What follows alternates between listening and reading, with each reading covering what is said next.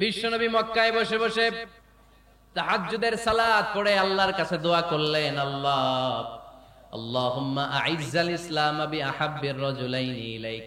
ও আল্লাহ, দুইজন লোকের নাম বলবো, দুইজনের দরকার নেই, এই দুইজনের একজনকে আপনি ইসলামের সুশীতল ছায়া তলে এনে ইসলামকে বিজয় দান করে দেন। মুহূর্তের মধ্যে দোয়াটা কবুল করে নিয়েছে কে? বিশ্বনবী বললেন, আল্লাহ, দুইজনের নাম বলবো আজকের দোয়ায়। আবি জাহাল ইবনে হিশাম, হয়তো হিশামের বেটা আবু জাহেলকে আপনি ইসলামের ভিতরে নিয়ে আসেন, কিংবা ওমর ইবনুল খাত্তাব, খাত্তাবের বেটা ওমরকে আপনি ইসলামের ছায়া তলে নিয়ে আসেন। ওমরে ফারুকের জন্য দোয়াটা কবুল করে নিয়েছে কে? মক্কার যে অবস্থা, আল্লাহর হাবিব সাল্লাল্লাহু আলাইহি ওয়াসাল্লাম বুঝলেন মক্কার এই দুইজনের একজন যদি আমার সাথে না থাকে তাহলে মক্কায় দাওয়াতি কাজ চালিয়ে যাওয়া যাবে। আল্লাহরে বললেন, আল্লাহ, বেশি চাই না, এই দুইজনের একজন, হয় আবু জাহেল নয় ওমর, হয় আবু জাহেল নয় ওমর। বিশ্বনবী যখন দোয়া করলেন, এই দোয়ার একটা ঈমানি ধাক্কা, নূরানি ধাক্কা সাইয়েদনা ওমর ফারুকের হৃদয়কে স্পর্শ করে ফেলল। দোয়া ইজ লাইক এ মিসাইল। এই যে আমরা দোয়া করি, এটা মিসাইলের মতো। যুদ্ধে মিসাইল হামলা করে না? মিসাইল হামলা করার পরে এই মিসাইল লক্ষ্য বস্তুতে যে ভেদ করে, ঠিক কিনা? তেমনি দোয়ার মতো যদি আপনি দোয়া করতে পারেন, আপনি যেই জন্য দোয়া করেছেন ঠিক ওই জায়গায় যে আপনার দোয়া স্পর্শ করে। সুবহানাল্লাহ পড়বেন না? বিশ্বনবীর দোয়ার মাধ্যমে প্রথমে সাইয়েদনা ওমর ফারুকের হৃদয়ে এক ধাক্কা লাগলো। দুই নম্বরে রব্বুল আলামিন সূরাতুল হাক্কা দিয়ে ওমর ফারুকের হৃদয়ের মধ্যে দিলেন এক ধাক্কা। পড়েন আল্লাহু আকবার। কোরআনের ভেতরে সূরাতুল হাক্কা নামে একটা সূরা আছে না নাই? আল হাক্কাতু মাল হাক্কা ওয়া মা আদরাকা মাল হাক্কা। পড়েন আল্লাহু আকবার। বিশ্বনবী যখন দোয়া করলেন, ওই দোয়া যখন সাইয়েদনা ওমর ফারুকের হৃদয়ে স্পর্শ করলো, সাইয়েদনা ওমর ফারুক সব সময় বিশ্বনবীরে ফলো করতে আরম্ভ করলেন। বিশ্বনবী ডানে গেলে লুকিয়ে লুকিয়ে ওমর ফারুক ডানে যায়, বিশ্বনবী বায়ে গেলে লুকিয়ে লুকিয়ে ওমর ফারুক বায়ে যায়। বিশ্বনবী একবার মসজিদুল হারামে যে নামাজ পড়তে শুরু করলেন, ওমর ফারুক তখন বিশ্বনবীর পিছু পিছু ছদ্মবেশে পেছন থেকে যে বিশ্বনবী কিভাবে নামাজ পড়ে দেখতে শুরু করলেন। বিশ্বনবী ইন দা মিন টাইম এশারা নামাজে আল হাক্কাতু মাল হাক্কা তেলাওয়াত শুরু করে দিলেন। আল হাক্কাতু মাল হাক্কা তেলাওয়াত শুরু করে দিলেন। তেলাওয়াত করতে করতে বিশ্বনবী যখন তেলাওয়াত করতেছে, ওমর ফারুক এরকম দুলতেছে আর মজা পাচ্ছে। ওমিয়া বিশ্বনবীর কণ্ঠ বুঝি আমার মতো কণ্ঠ, আপনার মতো কণ্ঠ, আহমদ বিন ইউসুফের কণ্ঠ, আব্দুল বাসিতের কণ্ঠ না?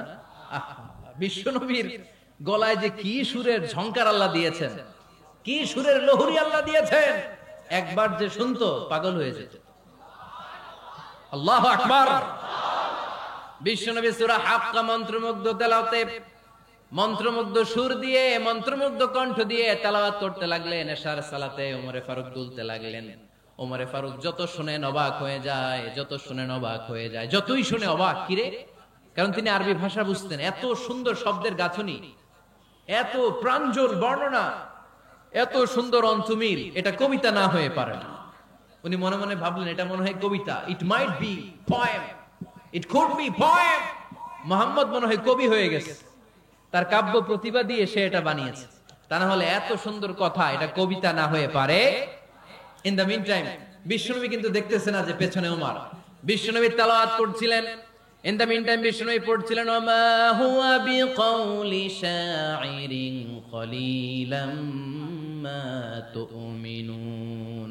এই আয়াতের অর্থ হলো, এটা কোনো কবির কথা নয়, খুব অল্প সংখ্যক লোকই তোমরা ঈমান আনো।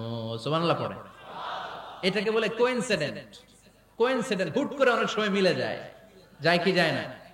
আপনি একজনের কথা ভাবতেছেন ভাবতেছেন, বাজারে গেলেন, বাজারে যেই দেখেন ওই লোকটা দাঁড়ায় আছে। এরকম হয় কি হয় না? কোইন্সিডেন্ট। ওমর ফারুক মনে মনে যেটা ভাবতেছে ওই কথা দিয়ে বিশ্বনবী তেলাওয়াত করতেছে। আল্লাহু আকবার।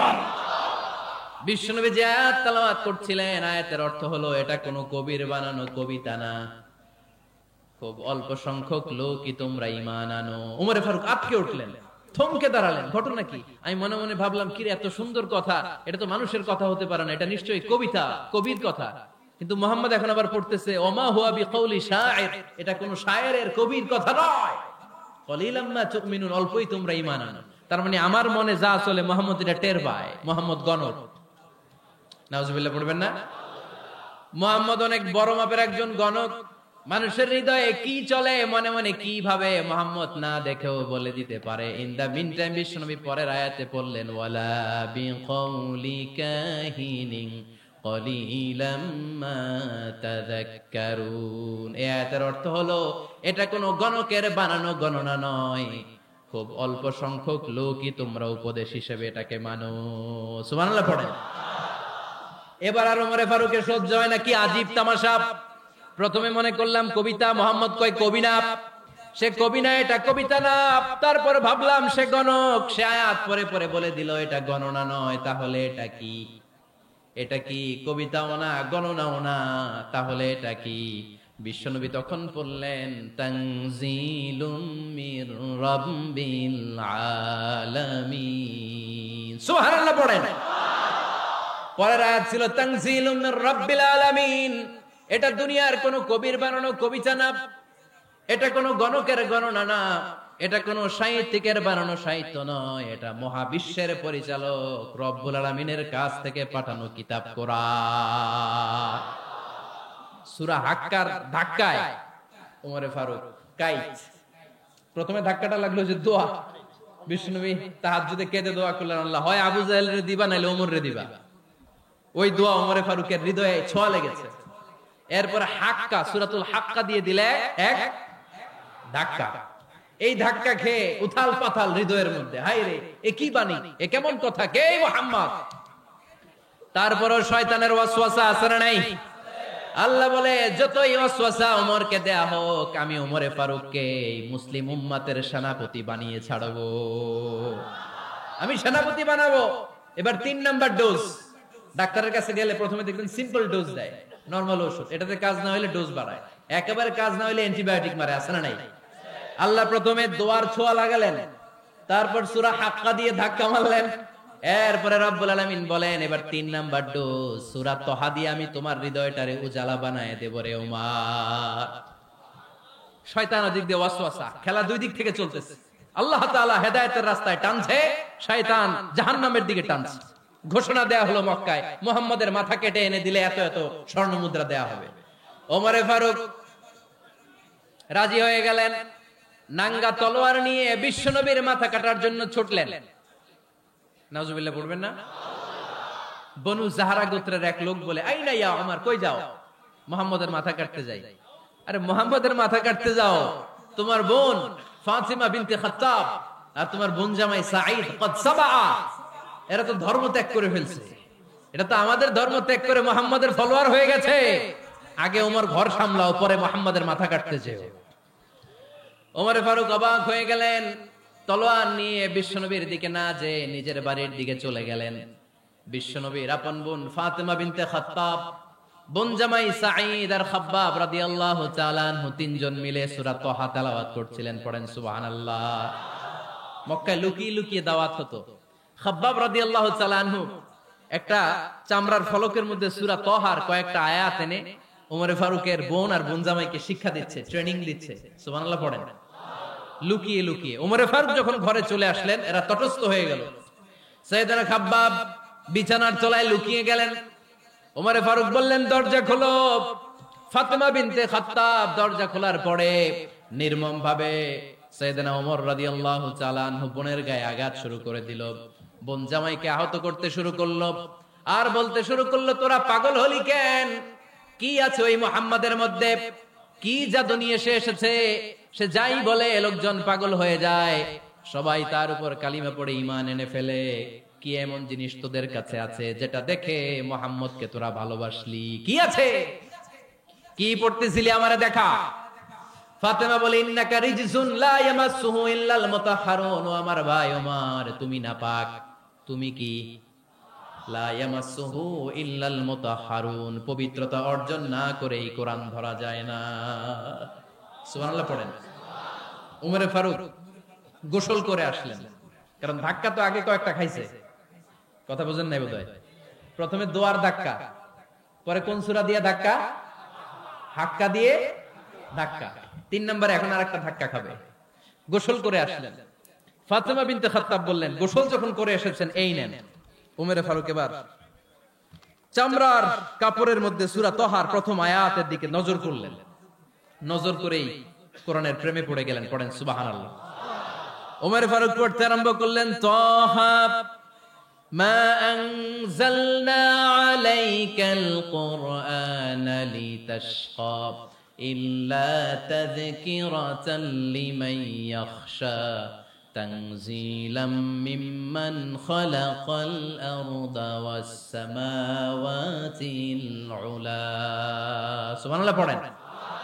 উনি পড়তে আরম্ভ করলেন, তহা মা আনজালনা আলাইকাল কুরআনা লিতাশকা, এই কোরআনকে আমি তোমাদের হতভাগ্য জাতি হিসেবে দুনিয়ায় থাকার জন্য পাঠাই নাই। এটা রব্বুল আলামিনের পক্ষ থেকে এসেছে। যারা রবকে ভয় করে তাদের জন্য আছে উপদেশ। যিনি আকাশ বানিয়েছেন, জমিন বানিয়েছেন, ওই আল্লাহ তাআলা নিজেই এই কোরআন পাঠিয়েছে। আওয়াজ করে পড়তে হবে আল্লাহু আকবার। উনি খুব ভালো আরবি জানতেন। সূরা তহা পড়ার পরে আর ধৈর্য ধারণ করতে পারে না। ওমর ফারুক ছোট্ট বাচ্চার মতো কান্না শুরু করে দিলেন। আল্লাহু আকবার। সূরা তহাটা হাতে নিয়ে, তলোয়ারটা হাতে নিয়ে বিশ্বনবীর দিকে ছুটতে আরম্ভ করলেন। আইনা মুহাম্মদ, কোথায় মুহাম্মদ? তোমরা আমাকে মুহাম্মাদের কাছে নিয়ে চলো। বিশ্বনবী তখন সাফা পাহাড়ের পাদদেশে দারুল আরকাম ইবনে আলকামের ঘরে লুকিয়ে লুকিয়ে কোরআনের দাওয়াত দিতেন। ওমরে ফারুককে পাগলের মতো ছুটে আসতে দেখে বিশ্বনবীর চাচা হামজা ইবনে আব্দুল মুত্তালিব বলল, নবী আপনি পালান। ওই যে খাত্তাবের বেটা ওমর আপনাকে অপমান করার জন্য, আক্রমণ করার জন্য তেরে এসেছে। সাহাবীরা বললেন, নবী আপনি পালিয়ে যান, আমরা সামাল দেব। বিশ্বনবী বললেন, না আমি পালাবো না, বরং তোমরা সরে যাও। ওমর ইবনে আল খাত্তাবকে আমার দরবার পর্যন্ত আসতে দাও। আমার তো মনে হচ্ছে ওই যে তাহাজ্জুদের নামাজ শেষে চোখের পানি ছেড়ে যে আমি আল্লাহর কাছে দোয়া করেছি, আজকে আমার ওই দোয়াটা কবুল হতে শুরু করেছে। আমার তো মনে হচ্ছে আমার ওই দোয়া কবুল হবে, আসতে দাও। ওমর ফারুক এসে বললেন, আশহাদু আল্লা ইলাহা ইল্লাল্লাহ ওয়া আশহাদু আন্না মুহাম্মাদান আবদুহু ওয়া রাসূলুহু, আমি সাক্ষ্য দিলাম আল্লাহ ছাড়া কোনো ইলাহা নাই, নিশ্চয়ই আপনি আল্লাহর প্রেরিত বান্দা এবং রাসূল। পড়েন সুবহানাল্লাহ। ওমর ফারুক যখন কালিমা শাহাদা পড়ে মুসলমান হয়ে বিশ্বনবীর হাতে হাত রাখলেন, মুসলিম সাহাবীদের মধ্যে খুশি আর আনন্দের বন্যা বয়ে গেল। মুসলিম হাতে গোনা সাহাবারা আল্লাহর প্রশংসা করলেন। বিশ্বনবী সাইয়েদনা ওমর ফারুককে জড়িয়ে ধরলেন। ওমর ফারুক এবার বিশ্বনবীরে বললেন, নবী গো, আলাসনা আলাল হক, আমরা কি সত্যের উপরে আছি নাকি আমরা ভুলের উপরে আছি? বিশ্বনবী বললেন, বালা নাহনু আলাল হক, আমরাই সত্যের উপরে আছি। সুবহানাল্লাহ পড়েন। আলাসনা আলাল হক, নবী আমরা কি সত্যের উপরে নাই? হ্যাঁ অবশ্যই ওমর, তুমি সত্যের উপরে আছো। ওমর ফারুক বললেন, তাহলে ফাফিমাল ইখতিফা, তাহলে লুকায় লুকায় আর দাওয়াত দেব কেন? আমি তো কালিমা পড়ে ফেলছি, আসেন আমার সাথে বের হই। ফাফিমাল ইখতিফা, আর লুকায় লুকায় কেন? আসেন আমরা বাইরে বের হই। বিশ্বনবী বললেন, ওমর এটা মাক্কি জীবন, এখানে আমরা একটু গোপনে গোপনে দাওয়াত দিতে চাই। ওমরে ফারুক বলে, না, আমার দায়িত্ব, আমি একটা মিছিল দিতে চাই নবী। আল্লাহর নামের তাকবীর দিতে দিতে দারুল আরকাম থেকে শুরু করে মসজিদুল হারাম পর্যন্ত একটা মিছিল দিয়ে আমি মক্কা কাঁপায়া দেব। অনুমতি দেন। বিশ্বনবী দিতে চায় না। ওমর ফারুক অনেক বোঝানোর পরে স্বল্প পরিসরের একটা অনুমোদন পাওয়া গেল বিশ্বনবী সাল্লাল্লাহু আলাইহি ওয়াসাল্লামের কাছ থেকে। কিন্তু মিছিল যে দিবে, মিছিলের জন্য লোকের দরকার আছে না নাই? এখানে লোক নাই, আমি একাই মিছিল দিতেছি। এটা জমবে, মিছিল জমবে। খুঁজে উনি 11 জন মুসলিম সাহাবা পেলেন। কয়জন? ওমরে ফারুক বললেন, 11 জনই সই। এই 11 জন নিয়ে আমি আল্লাহর নামের তাকবীর দিব। 2 লাইন করলেন। কয় লাইন? 2 লাইন।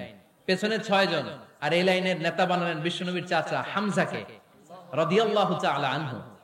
আর সামনে 5 জন, তার আগে দাঁড়ালেন উনি নিজেই। তাহলে 6 6 12।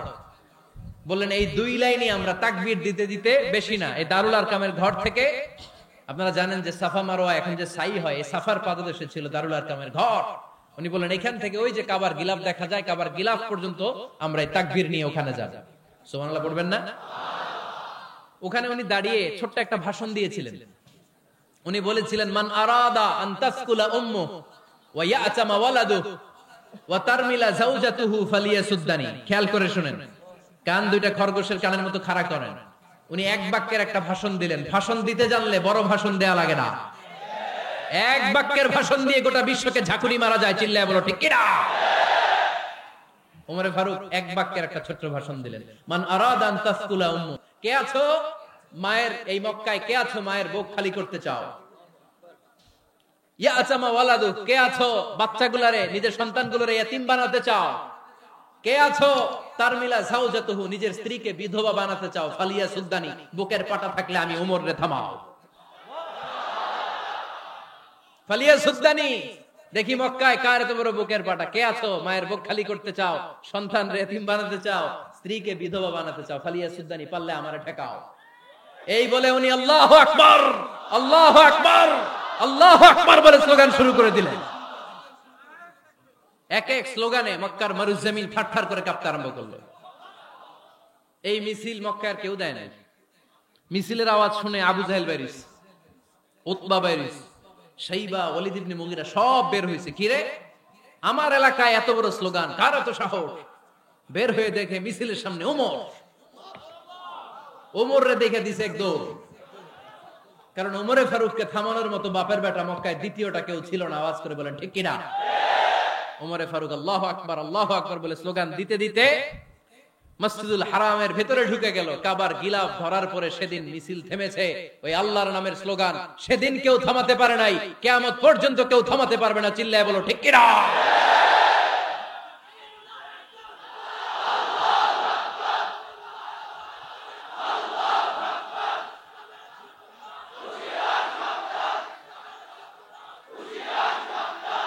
ওই রকম একটা ওমরের দরকার, আমাদের বেশি চাই না। জোরে বলেন ঠিক কিনা? দাও খোদা দাও আমায় আবার ওমর দারাজ দিল, দাও খোদা দাও আমায় আবার ওমর দারাজ দিল, দাও আলীর মতো বীর সেনানি, আলীর মতো বীর সেনানি জাগাতে নিখিল, দাও খোদা দাও আমায় আবার ওমর দারাজ দিল। সুবহানাল্লাহ পড়েন। একটা ওমর লাগবে। চিল্লায় বলেন কয়টা? ওই ওমরের অপেক্ষায় বাংলাদেশ সহ গোটা মুসলিম উম্মাহ, ঠিক কি না? একটা ওমরই যথেষ্ট। আমাদের সেন্ট্রাল লিডারশিপ নাই তো, আমাদেরকে এদিকে লাথি মারলে আমরা ওইদিকে যাই, ওদিক থেকে গুতা মারলে আমরা এদিকে যাই। আমাদের রিপ্রেজেন্টেটিভ, আমাদের প্রতিনিধিত্ব করার মতো কোন কেন্দ্রীয় লিডারশিপ নেতৃবৃন্দ গোটা বিশ্বে নাই, ঠিক কি না? আমরা সেই ওমরে ফারুকের অপেক্ষায়, আমরা সেই ইমাম আল মাহাদির অপেক্ষায়। এই ওমরে ফারুক আমাদের মডেল, ঠিক কি না? থার্ড ইন পজিশন এই পুরা উম্মতের মধ্যে ওনার পজিশন নাম্বার 3। 1 নাম্বার পজিশন বিশ্বনবীর, কার? 2 নাম্বার পজিশন কার? আবু বকর। 3 নাম্বার পজিশন কার? ওমরে ফারুকের। বিশ্বনবী বলতেন লা নবিয়্যা বা'দি, লা নবিয়্যা বা'দি, আমার পরে কোনো নবী নাই। ওয়ালা রাসূলা, আমার পরে কোনো রাসূলও নাই। আমার নবীর পরে আর কোনো নবী আছে? আমার নবীর পরে আর কোনো রাসূল আছে? এই যে কাদিয়ানি যে একটা সম্প্রদায় আছে, এরা কি মুসলিম নাকি অমুসলিম? মুসলিম সম্প্রদায়ের সাথে এদের কোনো সম্পর্ক নাই। চিল্লায় বলেন ঠিক কি না? এরা যদি মুসলমান হতে চায়, আমার নবী দ্য লাস্ট মেসেঞ্জার বিশ্ব নবীকে খাতামুন নবী হিসেবে সংবাদ সম্মেলন করে গোটা বিশ্বকে জানাই দিতে হবে, তারপরে তাদেরকে আমরা মুসলিম হিসেবে স্বীকৃতি দিব। চিল্লায় বলেন ঠিক কি না? তা না হলে তারা কোন ধর্মের এটাকে জানাই দিতে হবে। No inferiority complex, no identity crisis. Identity ক্রাইসিসে থাকা যাবে না। আপনারা কোন ধর্মের এটা জানায় দেন। আপনারা বিশ্ব নবীরও শেষ নবী মানবেন না, আবার মুসলিম বলেও নিজেদেরকে ট্যাগ লাগাতে চাইবেন। সাধারণ মুসলমানরা এটা এই ধোঁকাবাজি মানে না। চিল্লায় বলেন ঠিক কি না? আমার নবীর পরে কোনো নবী নাই, আমার রাসূলের পরে কোনো রাসূল নাই, ঠিক কি না? আল্লাহর হাবিব বলতেন লাউ কানা বা'দি নাবিয়্যুন লাকানা উমর, তবে আমার পরে যদি নবী হওয়ার যোগ্যতা কারো থাকে, আমার ওমরের ওই যোগ্যতা আছে। সুবহানাল্লাহ পড়েন। প্রভু তুমি বলেছো রাসূল দেবে না, বলনি দেবে না ওমর, বলনি দেবে না হামজা তারি, খালিদ বিজয় সমী বলেছ রাসূল দেবে না। সুবহানাল্লাহ পড়েন। এজন্য আমরা একটা ওমর চাই। কয়টা? বেশি লাগবে? নেতার মতো নেতা কয়টা লাগে? জোরে বলেন কয়টা? Enough, that's enough. Omar Farooq, our super hero. ওনার সাথে বিশ্বনবী সাল্লাল্লাহু আলাইহি ওয়াসাল্লামের মুসাহারার সম্পর্ক ছিল। ওমর ফারুক যে বিশ্বনবীর শ্বশুর এটা অনেকে জানেই না। ওমর ফারুক রাদিয়াল্লাহু তাআলা আনহু বিশ্বনবীর শ্বশুর ছিলেন, এটা আজকে নতুন শুনছেন। কে কে হাত তোলেন? দেখছেন হুজুর? সঠিক বলছি না আমি? অনেকে আমরা জানি না। মাশাআল্লাহ, জানতে লজ্জা নাই, শিখতে লজ্জা নাই। লজ্জা হচ্ছে অজ্ঞতায় আর মূর্খতায়, ঠিক কি না? আমরা শিখতে রাজি আছি। যে কথা বলে আমরা তার ছাত্র। আমার আগে হুজুর কথা বলতেছিলেন, আমরা ছিলাম ছাত্র। এখন আমি কথা বলতেছি, এখন আমরা সবাই হয়ে গেছি ছাত্র, ঠিক কি না? যিনি বলেন তিনি শিক্ষক, বাকিরা আমরা ছাত্র, ঠিক কি না? চার খলিফার দুই খলিফা, ইসলামের চার খলিফার দুই খলিফা বিশ্বনবীর মেয়ের জামাই, আর বাকি দুই খলিফা বিশ্বনবীর শ্বশুর। সুবহানাল্লাহ পড়েন। সাইয়েদনা আলী রাদিয়াল্লাহু তাআলা আনহু, সাইয়েদনা উসমান যুন-নূরাইন বিশ্বনবীর মেয়ের জামাই। উসমান রাদিয়াল্লাহু তাআলা আনহুর কাছে বিশ্বনবী দুই মেয়েকে বিয়ে দিয়েছিলেন। একজন মারা যাওয়ার পরে আরেকজন। বিশ্বনবী বলেছেন এরপরে আরেকটা থাকলে ওইটারও বিয়ে দিতাম। সুবহানাল্লাহ পড়বেন না? দুইজন ছিল মেয়ের জামাই আর দুইজন ছিল শ্বশুর। সাইয়েদনা আবু বকর শ্বশুর, বিশ্বনবীর স্ত্রী আম্মাজান আয়েশা রাদিয়াল্লাহু তাআলা আনহার বাবা। বিশ্বনবীর স্ত্রী আম্মাজান হাফসা রাদিয়াল্লাহু তাআলা আনহার বাবা ছিল সাইয়েদনা ওমর ফারুক। চিল্লায় পড়েন আল্লাহু আকবার। জান্নাতুন পজিশন না, সাইয়্যিদু কুহুলিল জান্নাহ।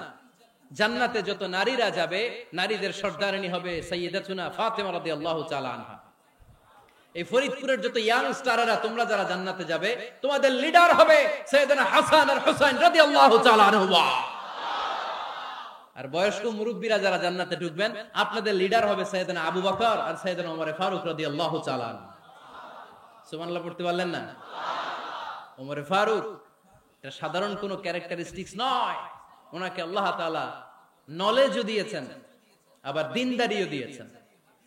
আমার দিনী ভাইয়েরা খেয়াল রাখবেন, কোন আলেমের মধ্যে বা কোন নেতার মধ্যে যদি এই দুইটার সমন্বয় আপনি পান, যে তার জ্ঞানও আছে আবার দ্বীনদারিও আছে, he belongs the knowledge and he belongs the taqwa, সে গোটা বিশ্বকে জয় করে ফেলবে, ঠিক কি না? যার মধ্যে জ্ঞান আছে, যার মধ্যে তাকওয়া আছে, তারে কেউ থামায় রাখতে পারে? ওমর ফারুককে এই দুই নেয়ামত দিয়ে ধন্য করেছে কে? সহিহ বুখারীর বর্ণনা, বিশ্বনবী সাহাবীদের সামনে একটা স্বপ্নের কথা বলছেন। বিশ্বনবী বললেন, আমি স্বপ্নে দেখলাম আমার আঙ্গুলের ফাঁকা থেকে দুধ বের হচ্ছে, আমি তৃপ্তি সহকারে দুধ খেলাম। খাওয়ার পরে দেখলাম আঙ্গুলের মধ্যে একটু দুধ লেগে আছে। আমার আঙ্গুলে অতিরিক্ত লেগে থাকা দুধটা আমি ওমর ফারুকের মুখের মধ্যে লাগিয়ে দিলাম। সাহাবারা বললেন, ইয়া রাসূলুল্লাহ, ইয়া হাবিবাল্লাহ, মাযা আওয়ালতা বিহি, এই স্বপ্নের আপনি কি ব্যাখ্যা করলেন, আমরা তো বুঝলাম না। বিশ্বনবী বললেন, আওয়ালতু বিহি আল ইলম, আমি এই দুধ দিয়ে জ্ঞানের ব্যাখ্যা করেছি, কারণ ওমরকে আল্লাহ যেই জ্ঞান দিয়েছে গোটা বিশ্বের কাউকে এত জ্ঞান দেয় না। এজন্য স্বপ্নে যদি কেউ দেখেন যে আপনি দুধ খাচ্ছেন, তার মানে আল্লাহ তাআলা আপনার জ্ঞান বাড়ায় দিবে। ওমর ফারুককে দুধ খেয়ে অতিরিক্ত দুধের অংশটা বিশ্বনবী আবু বকর রাদিয়াল্লাহু তাআলা আনহুর মুখে দেন নাই, সাইয়েদনা উসমানের মুখে দেন নাই, আলী রাদিয়াল্লাহু তাআলা আনহুর মুখে দেন নাই। স্বপ্নে ওই অতিরিক্ত লেগে থাকা দুধটা বিশ্বনবী ওমর ফারুকের ঠোঁটের মধ্যে লাগিয়ে দিয়েছেন। এই হাদিস থেকে প্রমাণ হয় আল্লাহ তাআলা জ্ঞানের নেয়ামতে সাইয়েদনা ওমর ফারুককে ধন্য করেছেন। আবার বুখারীর বর্ণনা, বিশ্বনবী সাল্লাল্লাহু আলাইহি ওয়াসাল্লাম আরেকটা স্বপ্নের বর্ণনা দিচ্ছেন। তিনি বললেন, তোমাদের সবাইকে স্বপ্নে আমার সামনে দাঁড় করানো হলো। আমি দেখলাম তোমাদের কারো জুব্বা নাভি পর্যন্ত, কারো জুব্বা হাঁটু পর্যন্ত, কারো জুব্বা টাকনু পর্যন্ত। ওমর ফারুককে যখন স্বপ্নে আমার সামনে দাঁড় করিয়ে দেয়া হলো, আমি দেখলাম ওমরের জুব্বা এত লম্বা, ওমর টেনে হিচড়ে তার জুব্বা নিয়ে সামনে হেঁটে যাচ্ছে। সাহাবারা বললেন, ফামাযা আওয়ালতা বিহি ইয়া রাসূলুল্লাহ, ও আল্লাহর রাসূল, এই স্বপ্ন দিয়ে আপনি কি বুঝাতে চাইলেন, আমরা কিছু বুঝলাম না। বিশ্বনবী বললেন, আউয়ালতু বিহি আদ-দীন, আমি এই হাদিসের দ্বারা দিনের ব্যাখ্যা করলাম, যার জামা যত লম্বা তার দিনদারি তত বেশি।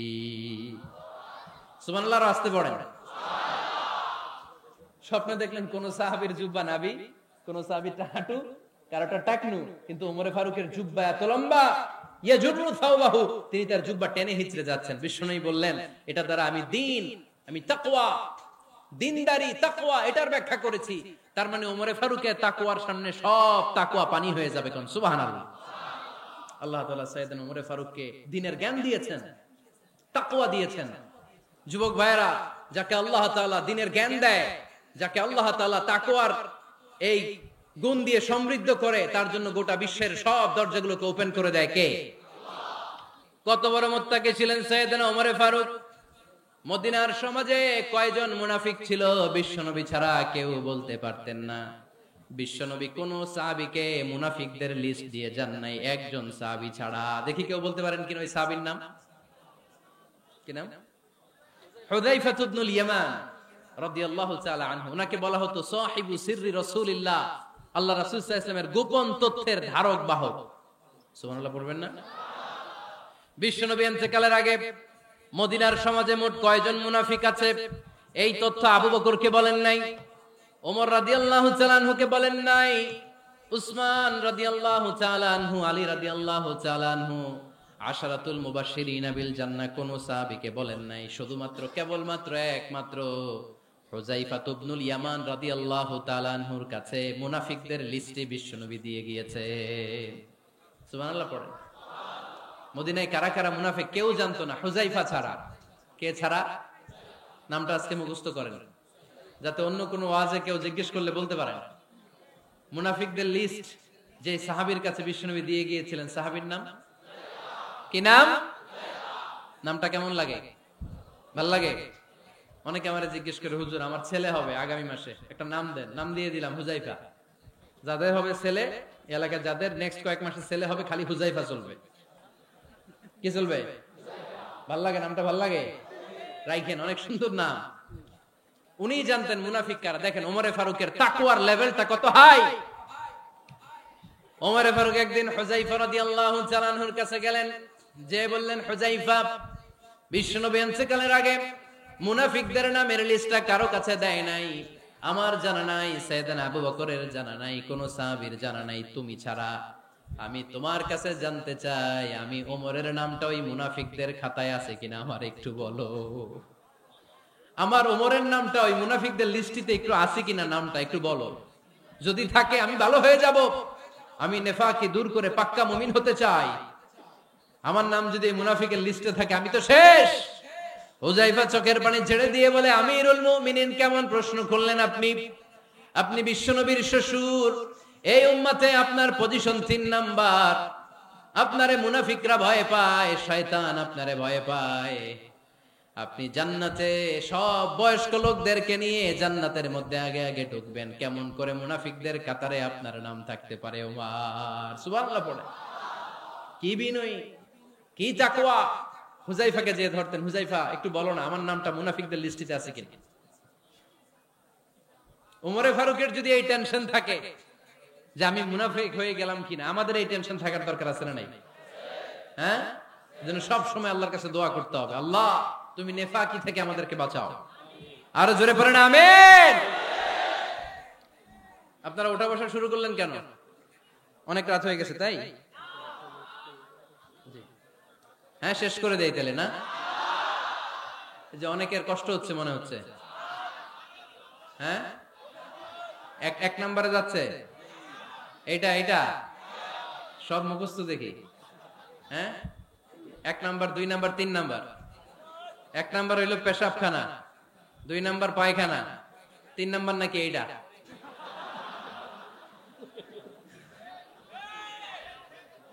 আছে না নাই? না। সিগারেট কোন মুসলমান খেতে পারে? সিগারেট হয় টোবাকো প্ল্যান্টস থেকে, তামাক পাতা। ফরিদপুরে চাষ হয় নাকি? হয়।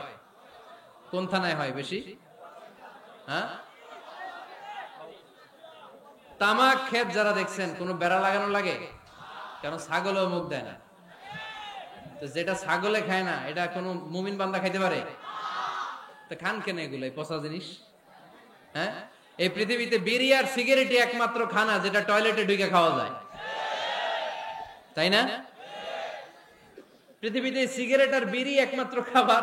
রাগ করবেন না, যারা খান রাগ করেন না, আবার একটু কমন সেন্সটা কাজে লাগানোর জন্য, চিন্তার জন্য বলতেছি।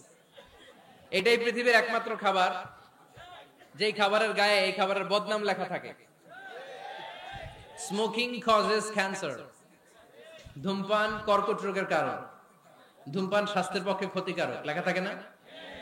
আচ্ছা ধরেন ফরিদপুরের একটা কোম্পানি নতুন চানাচুর বের করছে, ওই চানাচুরের গায়ে লেখা এই চানাচুর খাওয়ার 1 ঘন্টার মধ্যে বমি শুরু হবে আর ডায়রিয়া হবে।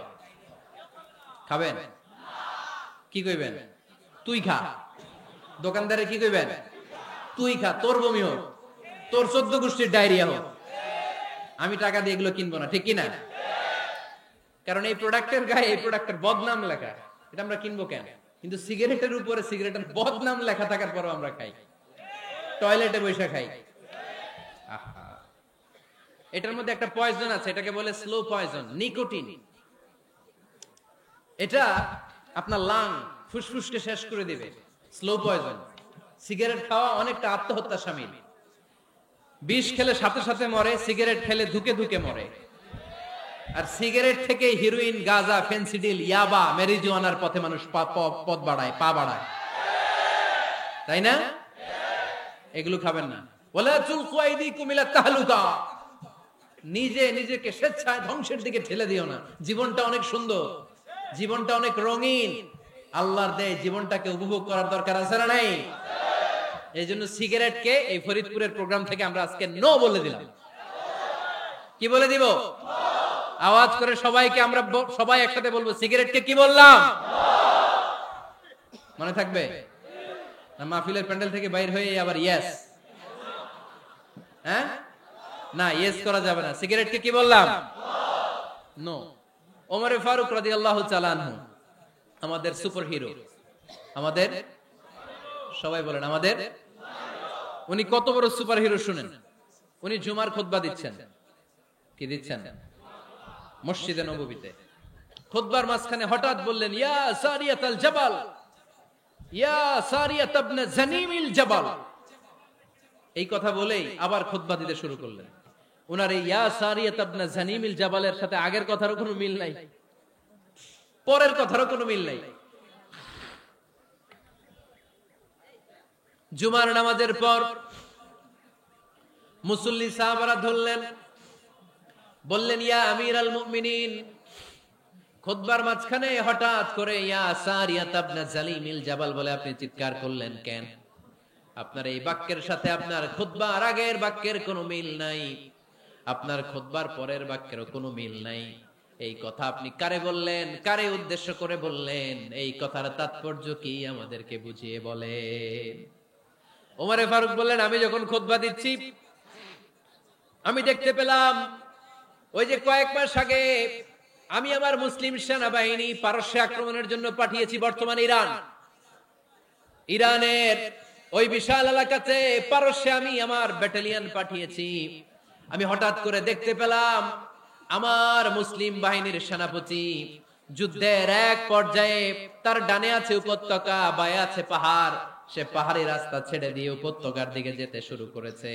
আমি দেখতে পেলাম আমার মুসলিম বাহিনী যদি উপত্যকার দিকে ছুটে বেড়ায়, কাফির মুশরিকরা আমার মুসলিম বাহিনীকে কচুকাটা করে ফেলবে। তাই আমি এখান থেকে তাদেরকে কমান্ড দিয়ে বলেছি, ইয়া সারিয়াতাল জাবাল, উপত্যকার দিকে নয় পাহাড়ের দিকে যাও, তাহলেই তোমাদের বিজয় নিশ্চিত হয়ে যাবে। উপত্যকার দিকে যেও না, ইলাল জাবাল, ইলা সারিয়াতিল জাবাল, পাহাড়ের দিকে ছোট। সাহাবারা অবাক, ঘটনা কি? উনি বসে আছেন মদিনায় মসজিদে নববীর মিম্বারে দাঁড়িয়ে, উনি যদি ইয়া সারিয়াতাল জাবাল বলে, এটা কি ইরানে যাবে নাকি? ও মিয়া, তখনকার সময়ে বর্তমানের মতো মোবাইল ছিল নাকি? ইন্টারনেট ছিল নাকি? কিছু ছিল? খালি মুখে আমি যদি বলি ইয়া সারিয়াতাল জাবাল, এটা ইরানে যাবে? ইন্ডিয়া যাবে? ঢাকায় তো যাবে, ফরিদপুর শহরেই তো বসবে না, ঠিক কিনা? কিন্তু এটা আমিরুল মুমিনিন, বিশ্বাসী সাহাবারা বিশ্বাস করে নিল। কিছু মুনাফিক ছিল, এরা কয় না ঝামেলাস, এটা তো সম্ভব না। এক কাজ করি, এই সেনাপতি যখন বিজয়ী বেশে মদিনায় ফিরে আসবে আর আমরা ধরবো। এরা দিন গুনতে লাগলো, এই সেনাপতি মুসলিম বাহিনী নিয়ে পারস্য জয় করে কবে ফিরে আসবে। এই মুনাফিকের দলগুলো কখনো সেনাবাহিনীকে অভ্যর্থনা জানাতে যেত না, কিন্তু এইবার সবার আগে মদিনার উপকণ্ঠে যে সেনাপতিদেরকে অভ্যর্থনা জানানোর জন্য ফুল নিয়ে রেডি।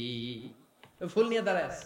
সেনাপতি ঢুকার সাথে সাথে ধরছে, এই সেনাপতি কোত্থেকে আসছে? কয় পারস্য জয় করে আসছি। কয় এমন এমন দিন, জুমার দিন দুপুর বেলা যুদ্ধের মাঝখানে আমিরুল মুমিনিনের কণ্ঠের কোন কথাবার্তা শুনছো নাকি? সেনাপতি অবাক, কয় তোমরা জানলা কেমনে? শুনছি তো। সুবহানাল্লাহ পড়বেন না? আমরা যুদ্ধে একটা ভয়ঙ্কর অবস্থার মধ্যে ছিলাম, পেছন থেকে শত্রু আমাদেরকে আক্রমণ করতে শুরু করে দিল। ডানে যাব না বায়ে যাব, সামনে যাব নাকি পেছনে যাব, রাস্তা খুঁজে পাচ্ছি না। ডান দিকে ছিল আমাদের উপত্যকার রাস্তা, বাঁ দিকে ছিল পাহাড়ি পথ। আমরা সোজা পথ হবে মনে করে উপত্যকার দিকে ছুটতে আরম্ভ করলাম। হঠাৎ করে আমিরুল মুমিনিনের কণ্ঠ বজ্র কণ্ঠে আমার কানের মধ্যে ভেসে আসলো।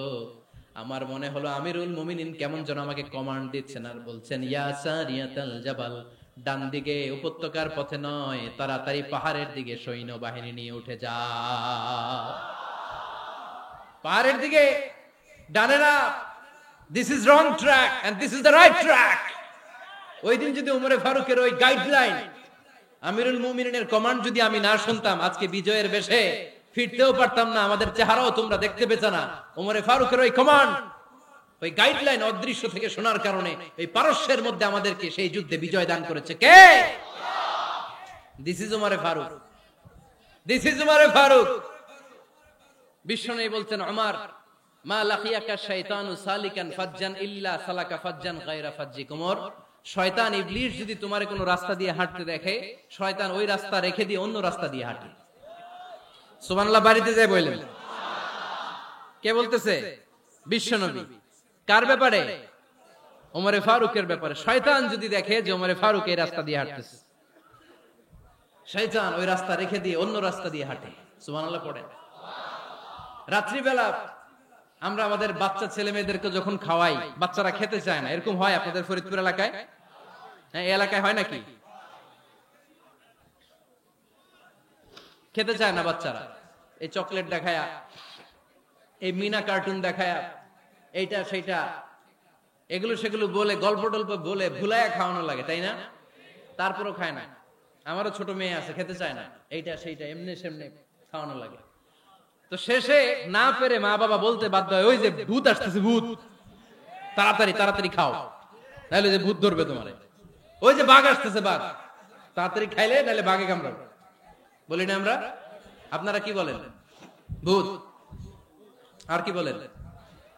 হ্যাঁ হ্যাঁ, আচ্ছা, এক এক জায়গায় এক একটা আমরা বলি, ভূত আসবে, বাঘ খাবে, ভাল্লুক খাবে, তাড়াতাড়ি খাও।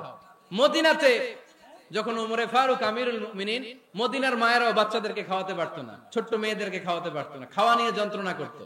বাচ্চারা যখন মদিনায় খেতে চাইতো না রাত্রি বেলায়, মদিনার মায়েরা বলতো, তাড়াতাড়ি খাও, হা হুয়া ইয়াতি উমর, হা হুয়া ইয়াতি উমর, তাড়াতাড়ি খা, নাইলে ওই যে ওমর আসতেছে, Omar. This is our super hero সাইয়েদনা ওমর ফারুক রাদিয়াল্লাহু তাআলা আনহু। শুধু শয়তানি ভয় পেত না, মুনাফিকরাও ভয় পেত, জমের মতো ভয়। শুধু তাই না, আমাদের আম্মাজান বিষ্ণু ইসা ইসলামের স্ত্রীরাও ওমর ফারুককে ভয় পেতেন। সুবহানাল্লাহ কইবেন না? মাঝে মাঝে বিষ্ণু ইসা ইসলামের সাথে আম্মাজান আয়েশার ঝগড়া হতো, হতো না? আপনাদের ফ্যামিলিতে ঝগড়া হয়? হয় না? হয় না? কার কার দেখি? ওরে আল্লাহ, অনেক আল্লাহর ওলি আছে তো এই জায়গায়। ঝগড়া হয় না? কি কথা কয়, ঝগড়া হয় না বলে? বিশ্বনবীর ফ্যামিলিতে ঝগড়া হয়, আপনার ফ্যামিলিতে হয় না? মিষ্টি ঝগড়া। আর ও বিয়াই করে নাই,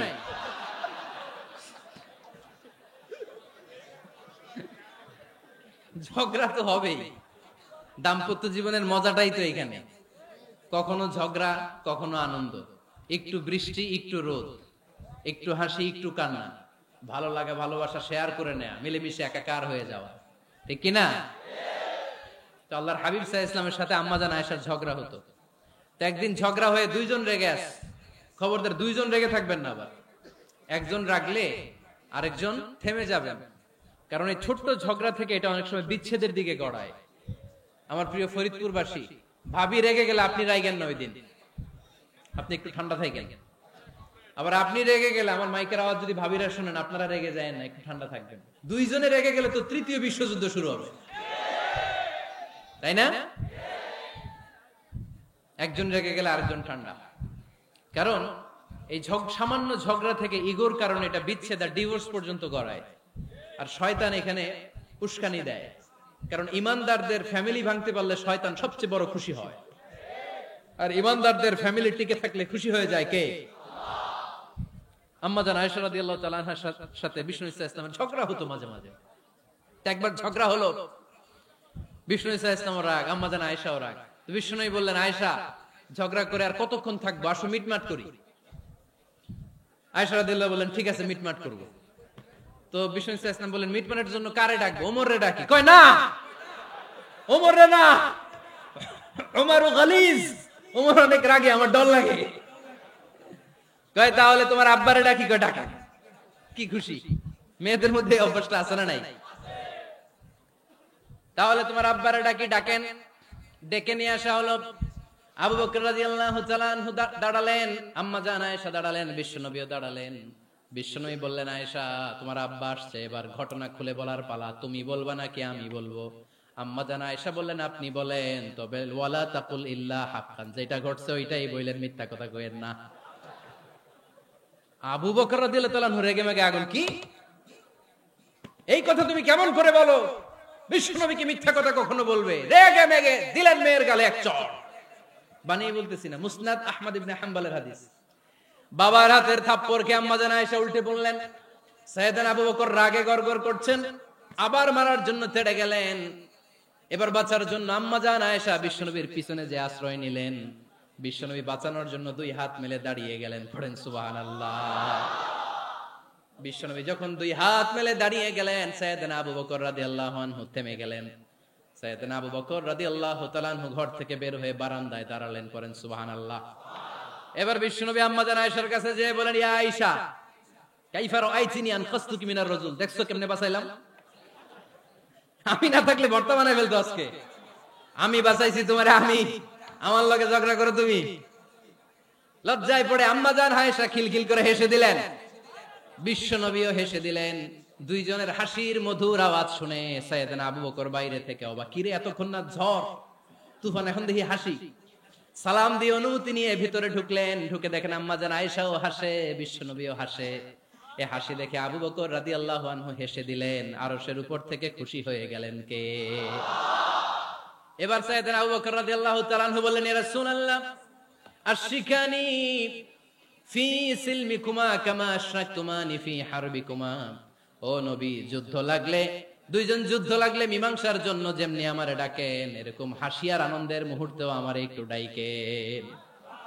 আশরিকানি ফি সিলমিকুমা কামা আশরাকতুমানি ফি হারবিকুমা।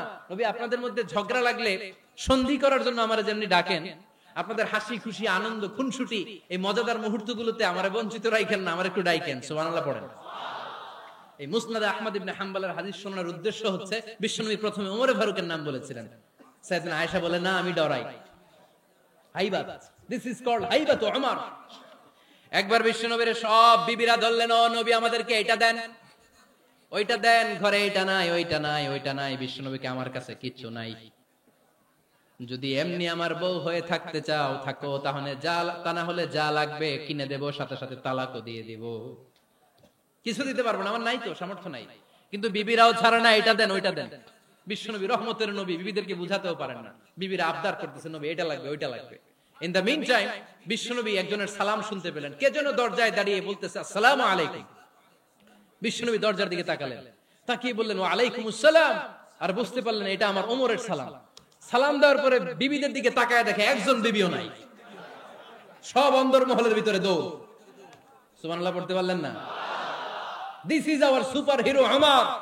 এরকম ওমর একটা লাগবে, চিল্লায় বলেন কয়টা? একটা ওমর গোটা বিশ্বকে সোজা করে দিবে। একটা ওমর সবল আর দুর্বলের সব পার্থক্য দূর করে দিবে। মাজলুমের উপর জালিমের অত্যাচারের অবসান ঘটায় দিবে, গোটা বিশ্বটাকে সাম্য, মৈত্রী, ভালোবাসার, ইনসাফ দিয়ে পরিপূর্ণ করে দিবে। সেই উমরের অপেক্ষায় আমরা। নিজের ছেলেকে 80টা বেত মেরেছেন। কয়টা? 80টা বেত মেরেছেন। এই ব্যাপারে অনেকগুলো বর্ণনা পাওয়া যায়। সবচেয়ে সহিহ বর্ণনা হচ্ছে মুয়াত্তা ইমাম মালিকের বর্ণনা। ওমর ফারুক রাদিয়াল্লাহু তাআলা আনহুর ছেলে আব্দুর রহমান মারুফুন বিআবি শাহমা ছিলেন মিশরে। ওখানে নাবিজ খেয়েছিলেন। নাবিজ হচ্ছে আরব দেশের লোকেরা দুধের মধ্যে শক্ত খুরমা রাত্রে বেলা ঢেলে দিত। ঢেলে দিলে সারা রাত ওই খুরমার রসটা দুধের সাথে মিশে দুধটা লাল হয়ে যেত। এটারে সকালবেলা খেত, খুব সুস্বাদু। এটাকে বলে নাবিজ। কিন্তু এটা রাতে ভিজাইলে সকালেই খাইতে হয়, রেখে দিলে আবার একটু সমস্যা হয়। এটা অনেকটা তারির মতো হয়ে যায়, মাতলামি চলে আসে। তো ওমরে ফারুকের ছেলে নাবিজ খেয়েছেন, মদ খাননি, নাবিজ।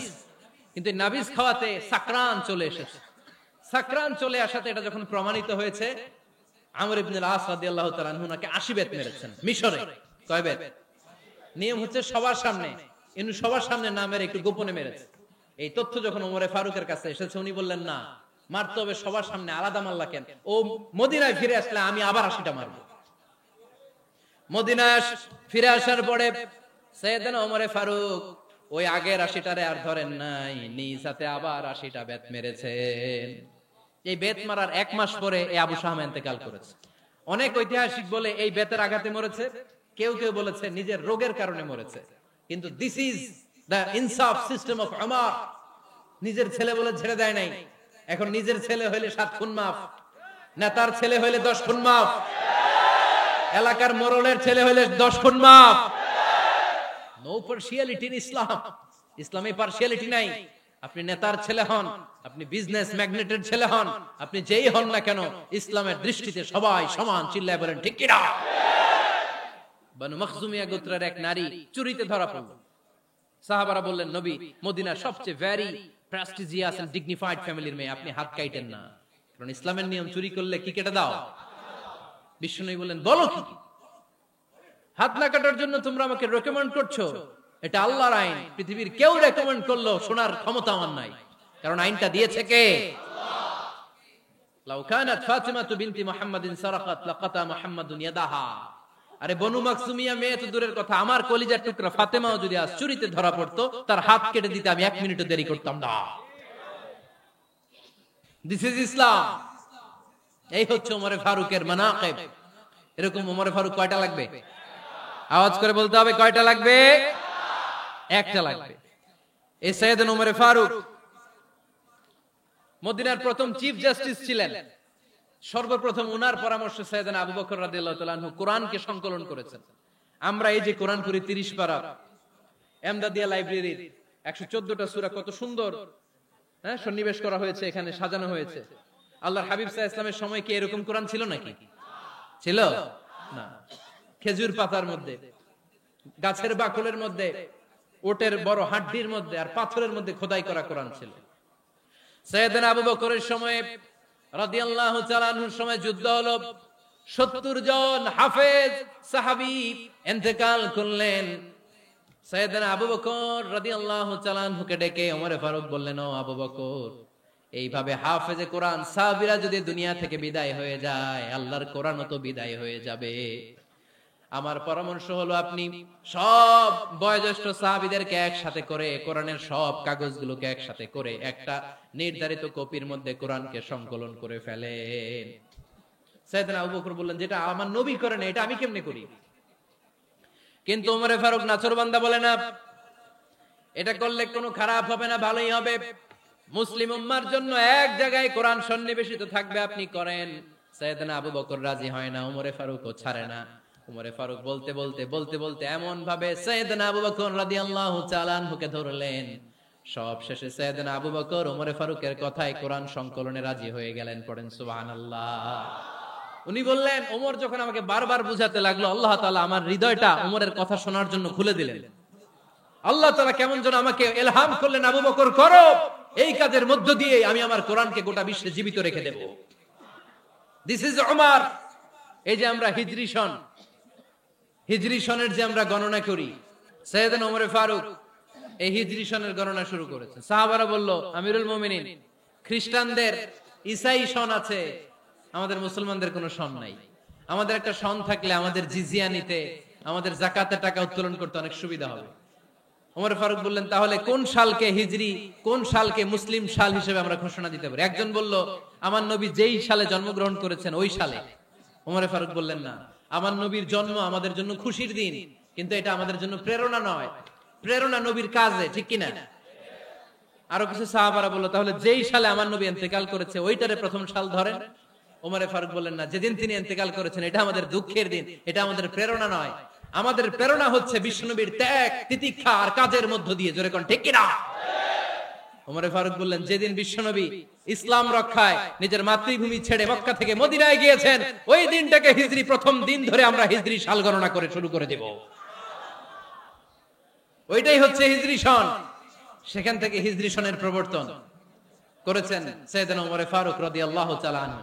এই যে স্টেট গভর্নমেন্ট, এই যে প্রিজন, জেলখানা, ক্যান্টনমেন্ট, সচিবালয়, গণভবন, বঙ্গভবন, মুক্তিযোদ্ধাদের ভাতা, রাষ্ট্রীয় ভাতা, এই সব নিয়ম কানুন সাইয়েদনা ওমর ফারুক তার রাষ্ট্রীয় আমলে তিনি নিজে করেছেন। চিল্লায় পড়েন আল্লাহু আকবার। মুসলমানদের আলাদা কারেন্সি, নিজস্ব মুদ্রা ব্যবস্থা নিজে চালু করেছেন। সৈনিকদের মধ্যে যারা বিবাহিত, প্রতি 6 মাস অন্তর অন্তর 1 মাসের ছুটি কাটাতে তারা ফিরে আসবে, সাইয়েদনা ওমর ফারুক চালু করেছেন। চিল্লায় আওয়াজ করে পড়েন আল্লাহু আকবার। এই যে আমরা 20 রাকাত সালাতুত তারাবি পড়ি রমাদানে, পড়েন না আপনারা? এটা সাইয়েদনা ওমর ফারুক চালু করেছে। সুবহানাল্লাহ পড়তে পারলেন না? কোরআনে মোট 22টা আয়াত আছে যেখানে সাহাবারা ইনডিসিশনে ভুগছিলেন। বিশ্বনবীর মত একটা, ওমর ফারুকের মত আর একটা। এই 22 জায়গায় আল্লাহ তাআলা বিশ্বনবীর মতের পক্ষে আয়াত নাজিল না করে ওমর ফারুকের মতের পক্ষে কোরআনের আয়াত নাজিল করেছেন। আওয়াজ করে পড়েন আল্লাহু আকবার।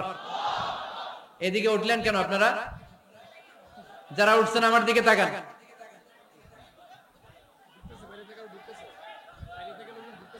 কিছু ভিতরে ঢুকতেছে, কিছু বাইরে দিতেছে না?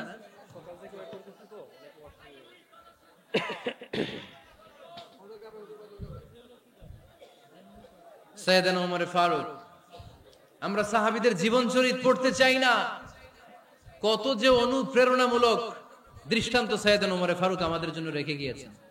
ওমর ফারুক যখন খলিফা, দিনের বেলায় যদি রাষ্ট্রে কোনো নিয়ম জারি করতেন, দিনের বেলায় জনগণকে কোনো বিষয়ে যদি নিষেধ করতেন, রাত্রে বেলায় খাওয়ার সময় ফ্যামিলি মেম্বারদের সবাইকে বলতেন, এই দিনের বেলা আমি জনগণকে এই কাজ করতে নিষেধ করেছি, তোমরা আমার ফ্যামিলি মেম্বার, খবরদার তোমরা এই কাজ করো না। জনগণ করলে যতটুকু শাস্তি, তোরা করলে পাবি ডবল শাস্তি। সুবহানাল্লাহ কইবেন না? আমাদের নেতারা ওই বাড়ির বিচার করে, ওই বাড়ির মাইয়ার বিচার, ওই বাড়ির পোলার বিচার, নিজের পোলা গাঞ্জা টানে, আছে না নাই? নিজের মেয়ে অপরাধ করে, আছে না নাই? কি নেতা ছিলেন ওমর ফারুক! আগে নিজের ঘর সামলিয়েছেন, আগে নিজেকে সামলিয়েছেন, নিজের ঘর ঠিক করেছেন। বলেছেন জনগণ করলে যত বেদ, তোরা করলে double Veda. This is call leader, ঠিক কিনা? এক বাবা এসে বললেন, ওমর ফারুক আমার ছেলে কথা শোনে না, বেয়াদব। ওমর ফারুক ছেলেরা ডাকলেন, বাবা তুমি তোমার আব্বাজানের কথা শোনো না, এটা তো কবিরা গুনাহ। ছেলে বলে, ওমর ফারুক সব দায় দায়িত্ব আল্লাহ ছেলে মেয়েদেরকে দিয়েছে, বাবা মাকে কোনো দায়িত্ব দেয় নাই। ওমর ফারুক বললেন, অবশ্যই দায়িত্ব দিয়েছে। তাহলে বলেন আমার বাবার দায়িত্ব কি? উনি বললেন, প্রাইমারিলি প্রথমত 3 দায়িত্ব। আইয়ানতাকিয়া উম্মাহ, পৃথিবীর প্রতিটি বাবার উচিত ছেলেদের মেয়েদের জন্য ভালো মায়ের ব্যবস্থা করা। 2 নম্বরে আইয়ুহসিনা ইসমা, সুন্দর তার একটা নাম রেখে দেয়া। 3 নাম্বার ইউআল্লিমাহুল কিতাব, তার আল্লাহর কিতাব শিক্ষা দেওয়া। এবার ছেলেকে আমার আব্বা 3টার একটাও করে নাই। এবার ওমর ফারুক রেগে গেলেন, বাবার কাঁধে ধরলেন, বললেন তুই ছেলের জন্য বিচার নিয়ে আসলি, তোর 3টা দায়িত্বের একটাও তুই পালন করিস নাই। ছেলে বলে, আমিরুল মুমিনিন আমার মা নর্তকী, আমার মা মাজুসি, আমার মায়ের মধ্যে কোনো আদব কাদব নাই, সুন্দরী দেখে আমার মারে বাবা বিয়ে করছে, আমার মায়ের কাছ থেকে জীবনে কিছু শিখি নাই। 2 নাম্বার সাম্মানি খানফাসা, আমার বাবা আমার নাম রেখেছে চামচিকা। কি নাম রাখছে? এটা নাম হইলো একটা, এরকম উল্টা পাল্টা নাম আছে না নাই? না, এগুলো রাখবেন না। আব্দুল্লাহ রাখবেন, আব্দুর রহমান রাখবেন, আর একটা কি বলছি আজকে? হুজাইফা রেখে দিয়েন, পারবেন? ওয়ালাম ইউআল্লিমনি হারফাম মিন কিতাবিল্লাহ আমিরুল মুমিনিন, শুধু তাই না, আল্লাহর কোরআনের একটা অক্ষর আমার বাবা কোনোদিন আমারে শিক্ষা দেয় নাই। ওমর ফারুক রেগে গেলেন, এবার বাবের কান্দে দইরা মারতে শুরু করলেন। তুই পোলার নামে বিচার নিয়ে আইছিস, তোরে মাইর দিমু আগে। এরকম নেতার দরকার আছে না নাই? মদিনায় এক লোক তার বউরে রাগের চোটে 100 তালাক দিয়ে ফেলছে। কয় তালাক দেয়ার নিয়ম কয়টা? দিছে কয়টা? এবার স্ত্রী কাঁদতে কাঁদতে এসে বলে, আমিরুল মুমিনিন দেখেন, আমার স্বামী আমারে রেগে মেগে 100 তালাক দিছে। ওমর ফারুক বললেন, দইরা নিয়ে আয় এটারে। নিয়ে আসা হলো। ওমর ফারুক বললেন, কয়টা তালাক দিয়েছো? কয় 100টা। কেন দিছো? কয় মাথা গরম আছিল। এরকম আছে না? তালাক দেওয়ার সময় সব তালাক, তুই তালাক, তোর মা তালাক, তোর বোন তালাক, সব তালাক। তালাক দিবে ওয়াইফ রে, দিতেছে সবাই রে। ওমর ফারুক বললেন, দিবে 3টা, 100টা দিলা কেন? কয় মেজাজ গরম ছিল। কয় দাঁড়া, আত-তালাকু মিন শাআইরিল্লাহ, তালাক হচ্ছে আল্লাহর দেয়া বিধানের একটা নিদর্শন, এটা নিয়ে তুই খামখেয়ালি করলি। আমার রায় শোন, আমার রায় হচ্ছে 3 তালাকে তোর বউ তালাক, বাকি 97 তালাক তোর পিঠের উপরে পড়বে। এরকম বিচারের দরকার আছে না নাই? এরকম দৃষ্টান্তমূলক বিচার যদি বাংলার জমিনে দেয়া হতো, আর কোন নারী ধর্ষিতা হতো, আর কোন নারীকে অ্যাসিড মারা হতো, আর কোন নারী যৌতুকের জন্য কান্না করত? একটা আমল লাগবে, বেশি না। মক্কা, মদিনা, এই 7 জায়গায় 7 জন গভর্নর পাঠিয়েছেন, তাদের থেকে তথ্য নিতেন। এই গভর্নর সিস্টেম উনি বানিয়েছেন। সাইয়েদনা আমর ইবনে আল-আস রাদিয়াল্লাহু তাআলা আনহুকে পাঠিয়েছেন মিশরে। মিশরে একটা দৌড় প্রতিযোগিতা হতো। ওই দৌড় প্রতিযোগিতায় আগের চোটে আমর ইবনে আল-আসের ছেলে ওই মিশরীর মাথার মধ্যে কয়েকটা বাড়ি মেরেছে। মিশরী বলে, আমার মাল্লা কেন? তুমি খেলায় পারো না, আমারে মাল্লা কেন? কয় আনা ইবনুল আকরামিন, আমি গভর্নরের পোলা, আমি যা বলবো এটাই হবে, আমার উপরে কথা নাই। মিশরী ওইখানে আর ঝগড়া বাঁধায় নাই, মনে দুঃখ নিয়ে মদিনায় চলে আসলেন। এসে বললেন, আমিরুল মুমিনিন, আপনি আমর ইবনুল আস রাদিয়াল্লাহু তাআলা আনহুকে মিশরের গভর্নর বানিয়ে পাঠিয়েছেন। একটা প্রতিযোগিতায় আমি চ্যাম্পিয়ন হয়েছি, ওনার ছেলে হয়েছে রানার আপ। কেন সে চ্যাম্পিয়ন হতে পারে নাই? এই কারণে আমার মাথায় লাঠি দিয়ে 3টা বাড়ি মেরেছে। বিচারটা দিছে কার দরবারে? কথা বুঝেন নাই বোধহয়? ওমর ফারুকের দরবার। ওমর ফারুক বললেন, তাই আগামী বছরের অমুক তারিখ আমি সব গভর্নরদেরকে ডেকে হিসাব নিতে, ওই দিন তুই থাকবি, পারবি না? মিশরে বলে, পারবো মানে অবশ্যই পারবো। ওই দিন 7 রাজ্য থেকে 7 গভর্নর হাজির, গভর্নরদের ছেলেরাও হাজির, মিশরীয় হাজির। 7 গভর্নরের কাছ থেকে 7 এলাকার খোঁজ খবর নেয়ার পরে ওমরে ফারুক বললেন, আইনাল মিসরি, মিশরী লোকটা কই, এদিকে আয়। মিশরী সামনে আসার পরে বলল, আমর ইবনুল আস, তুমি মিশরের গভর্নর, তোমার ছেলে সহ তুমি আসো। আমর ইবনুল আস এসে সামনে বসে রইলেন। এবার বললেন, ও আমর ইবনুল আসের ছেলে, তুমি নাকি ইবনুল আকরামিন গভর্নরের ছেলে, তুমি যা বলবা মিশরে নাকি তাই হবে, তোমার নাকি অনেক দাপট। নিজে একটা লাঠি এনে মিশরীর হাতে দিয়ে বলল, এবার তোর মাথায় যতটা মারছে তুই ততটা গুনে গুনে মার, আমি দেখবো। আমর ইবনুল আস দেখবে, আমর ইবনুল আসের ছেলেরে তুই এখানে মার। সে বলতেছে, থাক, আপনি বলছেন এতেই যথেষ্ট, মারা লাগবে না, আমি মাফ করে দিলাম। ওমরে ফারুক বলল, খবরদার, মার, মার ওর মাথার মধ্যে। মিশরী ওমরে ফারুকের ধমক শুনে ভয়ে ভয়ে 3টা বাড়ি মারলো। এই বাড়ি মারা দেখেও ওমরে ফারুকের হৃদয় ঠান্ডা হয় নাই।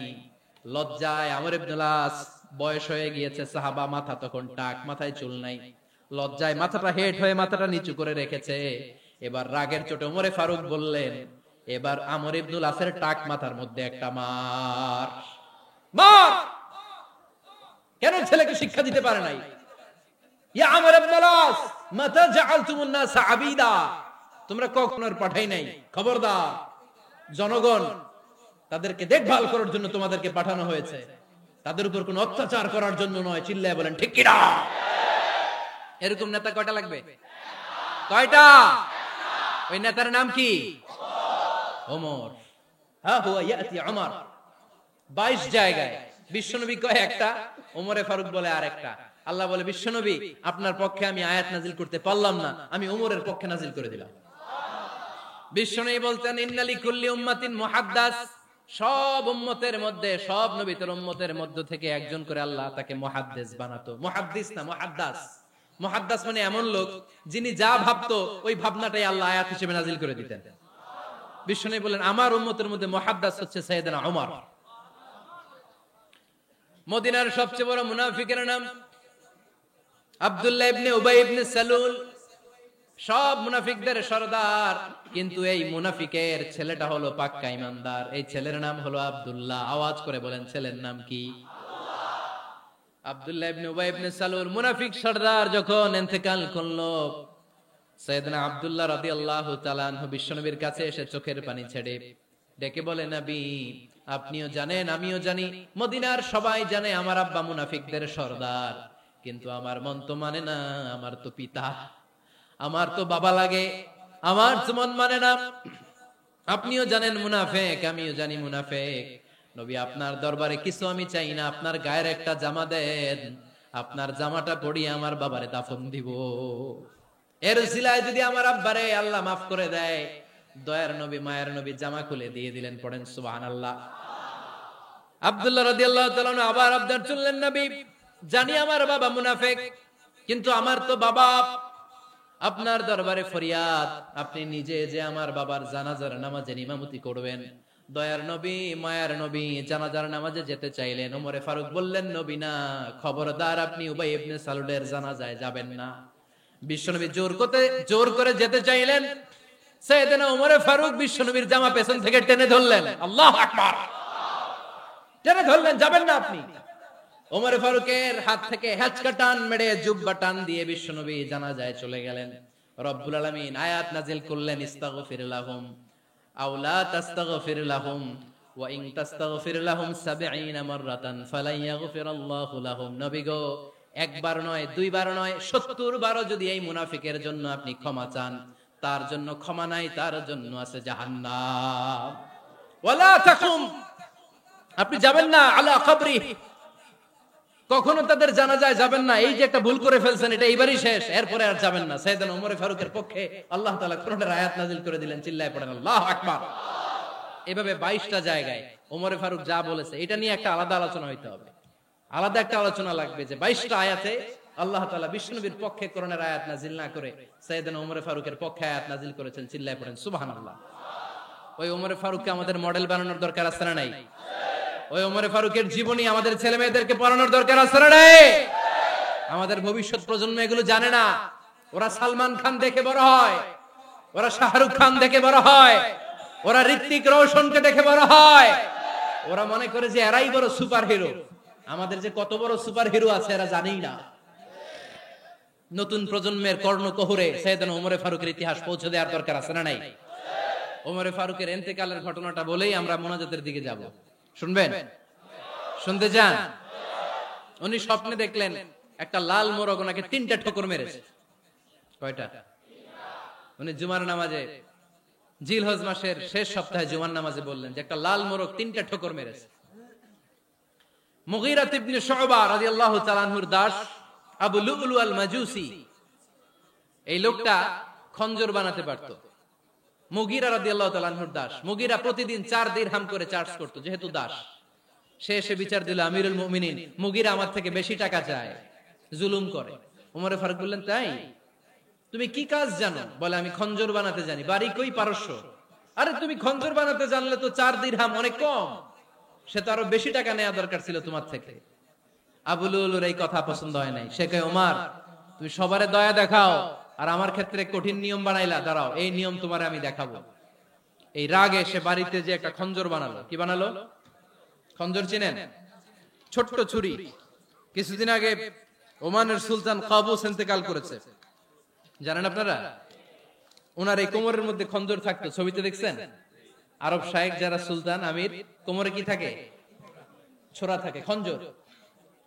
সে বাসায় যে একটা খঞ্জর বানালো, যেই খঞ্জরের 2 মাথা, লাহু রাসান ওয়া মাকবাদাতুহু ফি ওয়াসাতি, আর ধরার হ্যান্ডেলটা মাঝখানে, এদিকেও ছুরি এদিকেও ছুরি, যাতে এইভাবে মারা যায়।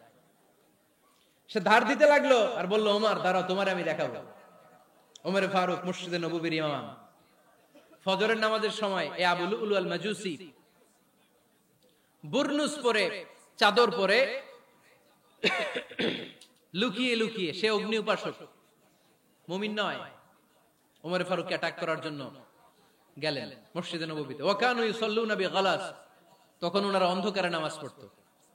নামাজের সময় যখন হলো, লুকিয়ে লুকিয়ে প্রথম কাতারে ওমরে ফারুকের পিছনে মুয়াজ্জিনের পাশেই দাঁড়ালো, হাতে খঞ্জর, ইকামত হলো। ওমরে ফারুক সালাত শুরু করলেন, ফজরের সালাত, আল্লাহু আকবার। নামাজ শুরু করলেন, সূরা ফাতিহা বললেন। আরেকটা সূরা যখন পড়তে যাবেন, in the meantime Abu Lulu এই খঞ্জর নিয়ে ওমরে ফারুকের বুকের মধ্যে 3টা স্টেবিং করলেন। একটা মারলেন নাভির নিচে, মারার সাথে সাথে পাকস্থলী কেটে গেল। আরেকটা মারলেন পাজরে, পাজর ছিঁড়ে গেল। 3টা মারার পরে ওমরে ফারুক বললেন, কাতালানি আল কাল, এক কুকুর আমাকে মেরে ফেলেছে। পেছন থেকে এক সাহাবীকে টান মেরে সামনের দিকে নিয়ে গেলেন, তুমি নামাজের ইমামতি করাও। আর ওমরে ফারুককে বাকিরা ধরাধরি করে পেছনে নিতে আরম্ভ করলেন। আর এই আত্মাই আক্রমণ যে করেছে, সে কাতারের মাঝখান দিয়ে যেতে আরম্ভ করলো আর 2 দিকে ছুরি মারতে আরম্ভ করলো। 13 জন সাহাবীর গায়ে ছুরি মেরেছে, 7 জন সাহাবা স্পট ডেথ, জায়গায় মৃত্যু। এই ভয়ঙ্কর অবস্থা দেখে এক সাহাবী বুরনুস, এক ধরনের জুব্বা আছে মাথাওয়ালা, অনেকে জ্যাকেট পরছেন না এরকম মাথাওয়ালা, লম্বা জুব্বা আছে, আরবরা শীতে পড়ে মাথাওয়ালা। এই মাথাওয়ালা জুব্বা বের করে এক সাহাবী জালের মতো তার দিকে উড়ায় মারলো। ওই বুরনুসের মধ্যে পেঁচিয়ে আবু লুলু মাটিতে পড়ে গেল আর সুইসাইড করে ফেললো, নিজের বুকে নিজে মেরে আত্মহত্যা। যে সাহাবীকে ইমামতির জন্য দাঁড় করালেন, উনি ছোট্ট সূরা দিয়ে, প্রথম রাকাতে সূরা আল কাউসার, দ্বিতীয় রাকাতে সূরাতুল ইখলাস দিয়ে নামাজ শেষ। ওমরে ফারুক বেহুশ। ওমরে ফারুক কি? বেহুশ। সবাই কান্নাকাটি করতেছে, সবাই দেখতে গেলেন, এখন হুঁশ ফিরে না।